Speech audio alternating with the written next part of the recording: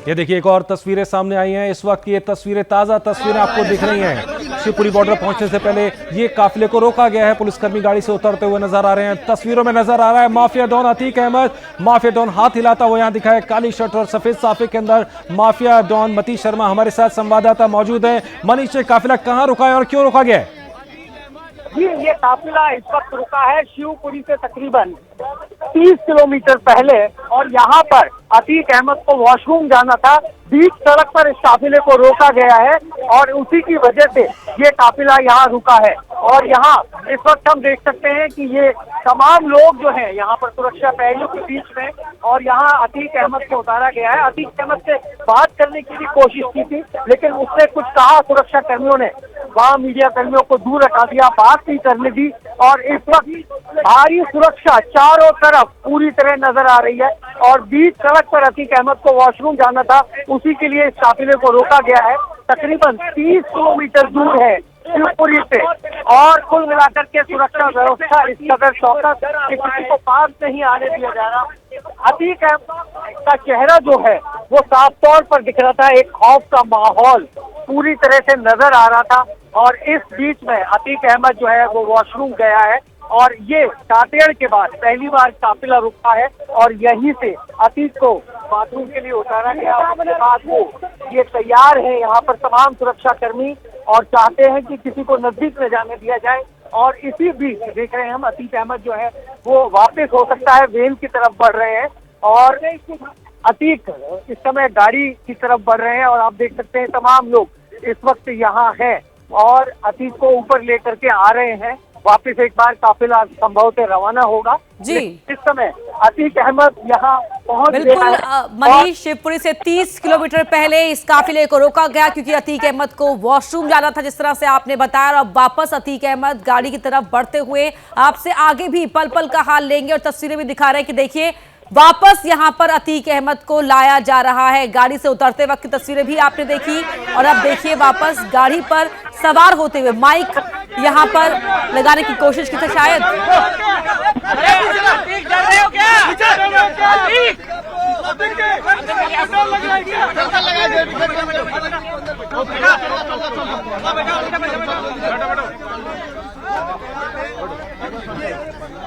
चेहरे पर जो साफ दिख रहा है, और किस तरह बिल्कुल ये जो तस्वीरें हैं बिल्कुल ताज़ा तस्वीरें हमने अभी देखी। पहले उतरते हुए फिर चढ़ते हुए ये काफिला एक बार फिर से चलेगा शिवपुरी की तरफ, जहां से उसे आगे जाना है झांसी और चित्रकूट के रास्ते प्रयागराज। और इन तस्वीरों में साफ दिखाई दे रहा है कि खौफ उसके चेहरे पर दिखाई दे रहा है। हालांकि इस बात की उसे खुशी भी होगी कि सुबह हो गई है। हालांकि जब जेल से निकला था तो उसने डर जताया था कि कहीं रास्ते में उसका एनकाउंटर न कर दिया जाए। पुलिसकर्मियों के बड़े समझाने बुझाने के बाद वो गाड़ी में बैठने को राजी हुआ था। कड़ी सुरक्षा के बीच 40 पुलिसकर्मी हैं, 5 अधिकारी हैं इस काफिले के अंदर, जो गाड़ी के अंदर इसको लेकर आ रहे हैं, सुरक्षा के साथ लेकर आ रहे हैं। और ये तस्वीरें अभी शिवपुरी से करीब 30 किलोमीटर पहले की तस्वीरें हैं, जहां पर पहले गाड़ी से उतरता हुआ नजर आया और फिर वापस गाड़ी में चढ़ता हुआ नजर आया। यहां से फिर आगे सिलसिला चलेगा।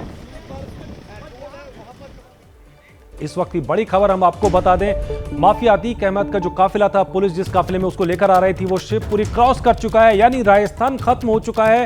राजस्थान से आके अब काफिला एमपी में दाखिल हो चुका है और यहां से आगे बढ़ रहा है झांसी की तरफ, यानी यूपी की तरफ जाएगा यहां से आगे। लेकिन अभी फिलहाल शिवपुरी का जो बॉर्डर है वो क्रॉस कर लिया। और ये तस्वीरें आप देख रहे हैं शिवपुरी बॉर्डर क्रॉस करने के बाद की तस्वीरें हैं, जहां पर एबीपी न्यूज का कैमरा लगातार पीछा कर रहा है इस काफिले के अंदर। लगातार चर्चा बनी हुई है क्योंकि पहली बार होगा, 100 के करीब केस है माफिया अतीक अहमद पर, लेकिन पहली बार होगा जब उसे सजा सुनाई जाएगी।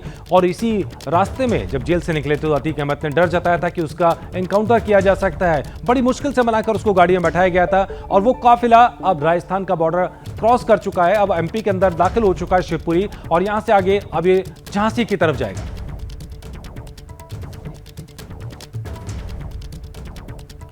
और इस वक्त की बड़ी खबर आपको बता दें, कहां पहुंचा है यूपी पुलिस का काफिला, ये आपको अपडेट दे दे। शिवपुरी से आगे निकल चुका है, झांसी की ओर बढ़ता हुआ ये काफिला लगातार आगे बढ़ रहा है। इस काफिले की हर एक तस्वीर आपको दिखा रहा है एबीपी न्यूज, क्योंकि हमारे रिपोर्टर्स, हमारी कैमरा यूनिट लगातार इस काफिले को फॉलो कर रही है। और अब शिवपुरी से आगे निकल चुका है ये काफिला।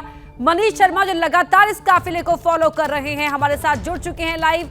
मनीष का रुख कर लेते हैं। मनीष, अभी इस वक्त कहां पहुंचा है काफिला, झांसी से कितना दूर?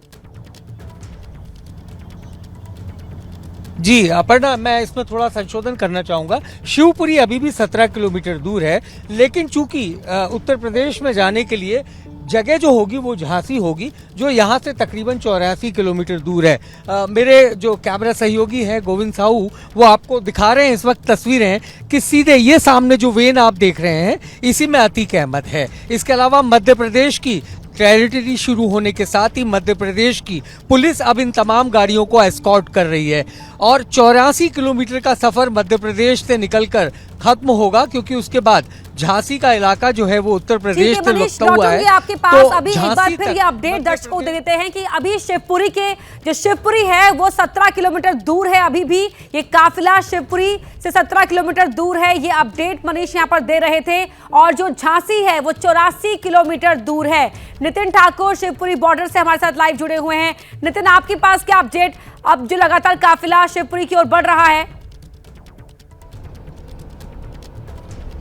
हाँ, जस्ट मेरे सामने आप देख सकते हैं ये अतीक अहमद का काफिला चल रहा है जो शिवपुरी की बॉर्डर से पार हो चुका है और आप शिवपुरी की ओर बढ़ रहा है। आप देख सकते हैं जस्ट मेरे सामने जो वेन है इसी में अतीक अहमद बैठा हुआ है और एबीपी न्यूज की टीम उन जो पुलिस का वाहन है उस काफिले के जस्ट साथ ही चल रही है। आप देख सकते हैं, मेरा कैमरामैन से कहूंगा अभिषेक से दिखाना चाहिए। देखिए आप जिस तरह से जो पुलिस के वाहन है, जो वेन है, उस वेन में ही जो अतीक अहमद है वो बैठा हुआ है और उसको यूपी की ओर ले जाया जा रहा है। आप देख सकते हैं जिस सामने ये जो नेशनल हाईवे, इस पर भारी वाहन भी चल रहा है, लेकिन जो सुरक्षा के लिहाज से मध्य प्रदेश पुलिस है वो उनके साथ चल रही है। बिल्कुल, तस्वीरें यहाँ पर हम दिखा रहे हैं। एबीपी न्यूज के कैमरे लगातार फॉलो कर रहे हैं इस पूरे काफिले को। संजय त्रिपाठी भी हमारे साथ झांसी के रास्ते से लाइव जुड़ रहे हैं। संजय, 84 किलोमीटर अभी दूर है ये काफिला झांसी से।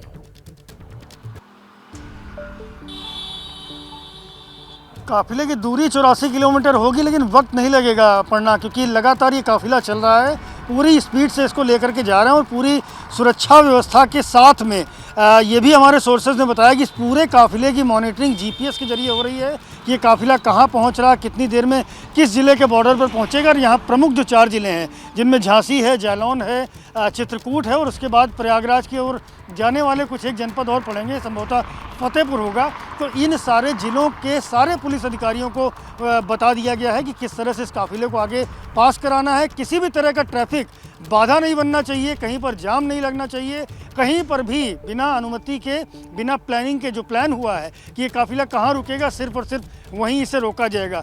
मात्र 5 पुलिस के अधिकारी इस पूरे काफिले में ऐसे हैं जिनको मोबाइल दिए गए हैं। इसके अलावा किसी भी पुलिसकर्मी के पास कोई मोबाइल नहीं है, ऐसा सुरक्षा के मद्देनज़र किया गया है। और अब ये काफिला जिस तरह से लगातार बढ़ता चला आ रहा है कि मान के चलें कि झांसी तक ये 2 घंटे के भीतर पहुंच जाएगा और उसके बाद उत्तर प्रदेश पुलिस की जो सीमा है वो एंटर होगी और उस लगातार उसको लेकर के फिर प्रयागराज जाएंगे। तो इंतजाम बेहद पुख्ता है, हर जिले में तैयारियां हैं जो उत्तर प्रदेश के जिले हैं। बिल्कुल, तो कह सकते हैं कि पुलिस प्रशासन की अपनी तैयारियां हैं और तैयारियां एबीपी न्यूज ने भी की है। लगातार जो हमारे रिपोर्टर्स हैं, हमारे कैमरा यूनिट से लगातार फॉलो कर रहे हैं इस काफिले को और जहां जहां से गुजर रहा है वहां की ताजा तस्वीरें, हर जानकारी आप तक पहुंचा रहे हैं हम।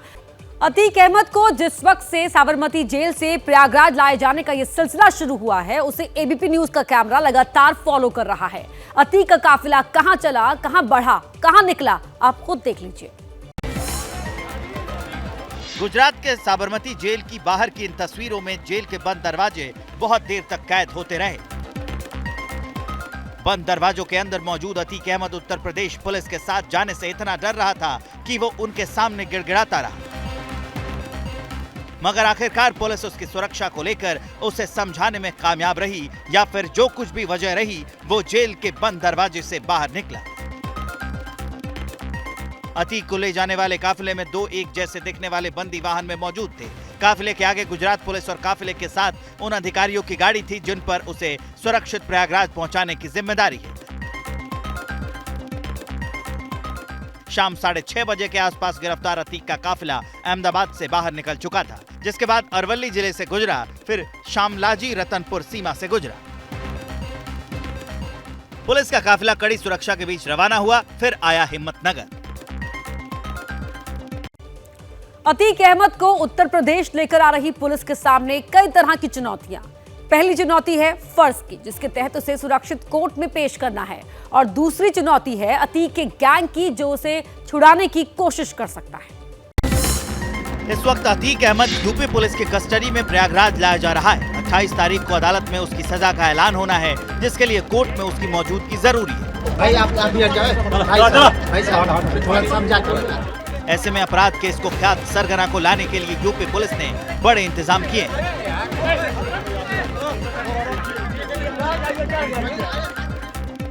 पुलिस टीम 45 सदस्यीय, IPS 1, DSP 3, कांस्टेबल 40 हैं। 45 पुलिस वालों की ये टीम 27 से 28 मार्च की दरमियानी रात अतीक अहमद को सड़क के रास्ते लेकर प्रयागराज पहुंच जाएगी, जिसके बाद उसे सुबह MP MLA अदालत के सामने पेश कर दिया जाएगा। अतीक अहमद के खिलाफ यह मामला 2007 में रंगदारी और मारपीट का है। अदालत के फैसले के बाद पुलिस उसे दोबारा कस्टडी में लेगी और फिर उमेश पाल हत्याकांड मामले में उससे गंभीर सवाल करेगी।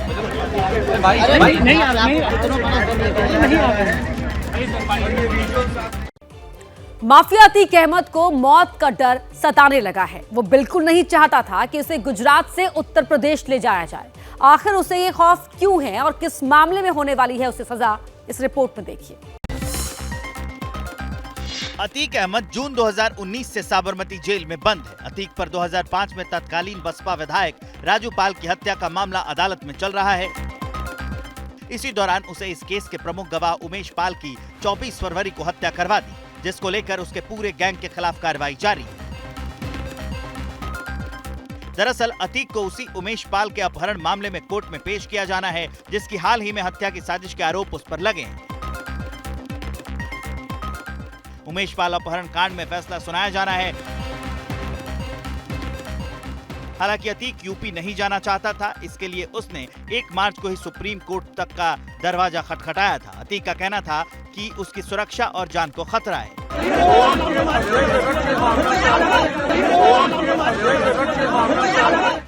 अगर अतीक को दोषी पाया गया और सजा सुनाई गई तो यह पहला केस होगा जिसमें उसे सजा मिलेगी।